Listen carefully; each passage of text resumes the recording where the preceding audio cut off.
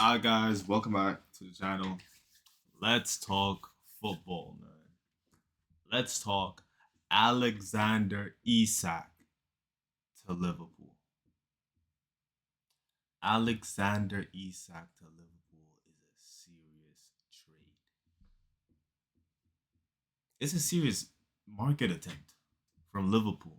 Liverpool already coming off of a championship winning season where they overperformed, and everyone knows they overperformed. Liverpool knows they overperformed.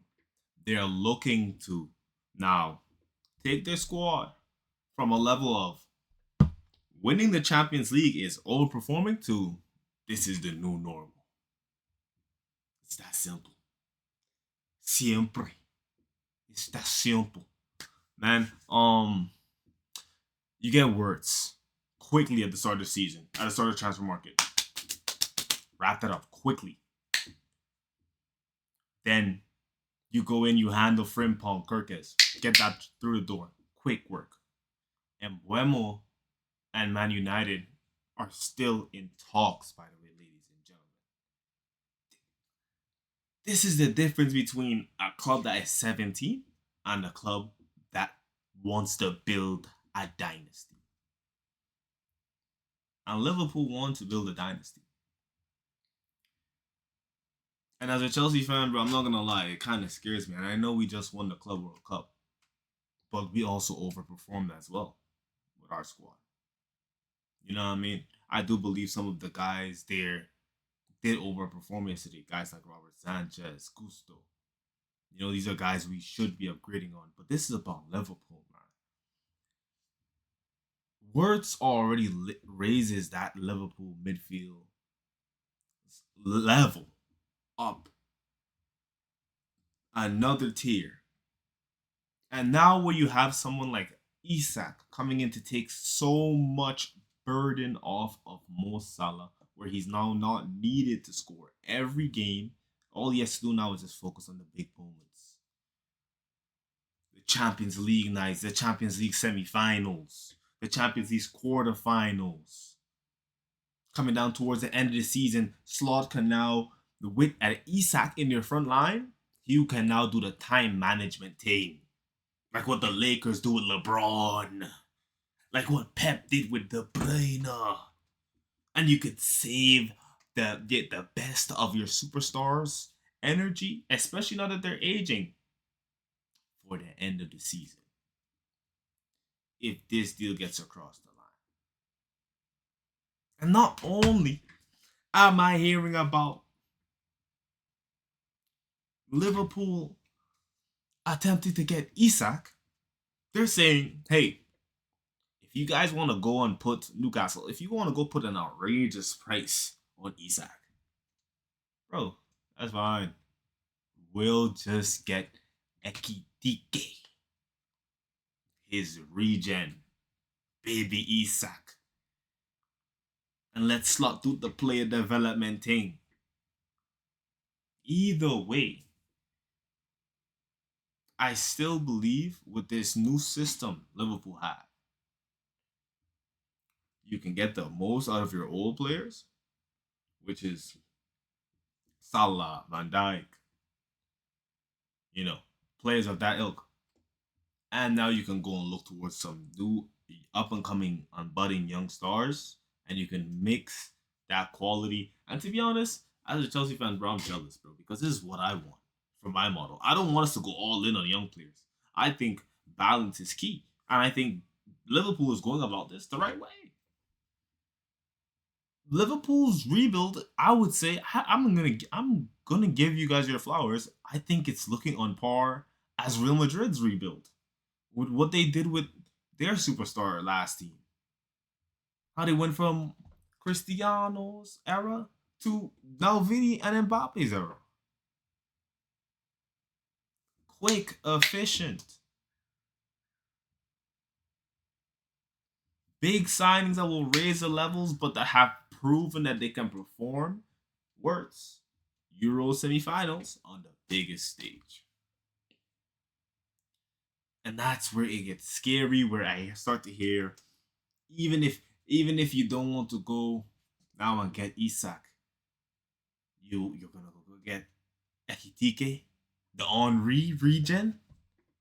You're gonna get go baby Henri, baby Isak, baby Henri. That's how you feeling? No, I know Frankfurt are putting a crazy price on him, but people, you guys have to start realizing that these prices they're not coming from nowhere. A lot of these prices are coming from just statistics, man. When you see these smaller clubs start to put these big prices, like a Brighton is putting like an outrageous price on what seems to be an outrageous price on a Caicedo, or Benfica it seems to be putting an outrageous price on a Enzo Fernandez. It's not really an outrageous price because they're looking at the underlying metrics, they're looking at the statistics, and they're looking at what this player is projected to be based on how he's performing to players in the past.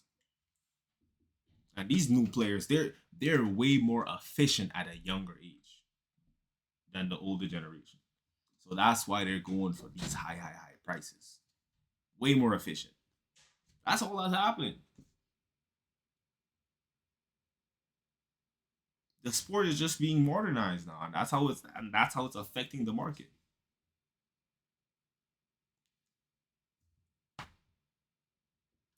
So there's a reason why in this market, João Pedro was 60 million and Ekitike is 120. Isak is 150. Do you understand what I'm saying now? That means with the Ekitike, you can expect him to start firing in the first season.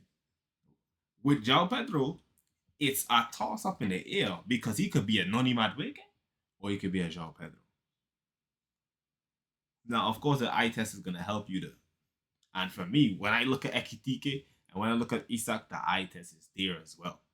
So when you combine the underlying metrics and the eye test, when it comes to these two strikers, tall, fast, strong, technical, composed, X factor to make something out of nothing, link up ability, can play all between all of the channels.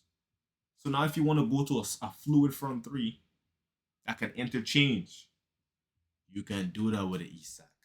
You can do that with the Ekitike. You can do that with the João 9. So I have to say, hats off to Liverpool. This is great business. I am looking at you guys next season like chill, bro. Like we just raised our level, and then you guys went and raise your level again. Like chill. But I'm not scared. I'm not backing down because there's still time in the transfer market for us as well. So Liverpool fans, let me know how you feel in the comments.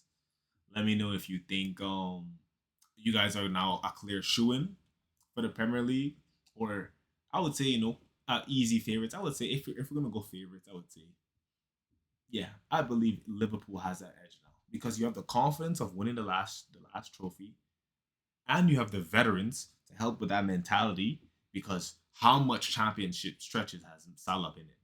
And now you're bringing in the elite young talent. Not just any young talent, elite young talent, and possibly a serial winner in Rodrigo. Because, listen, when they were about to get kicked, everyone knows what Rodrigo does. I don't have to go explain that. Everyone knows what Rodrigo's on in the Champions League, bro. And now with Liverpool, he could play at a big, efficient club, attacking wise, or potentially Arsenal or Chelsea, where he's playing in his preferred position. If Liverpool get Rodrigo, that's greedy, man. That's greedy. That's a Liverpool squad is officially on the same level, in my opinion, as Barcelona, Real Madrid, and yeah, and you can say maybe Bayern. Maybe they're a shoe in now. They're favorites for the Champions League every season now with a squad like that.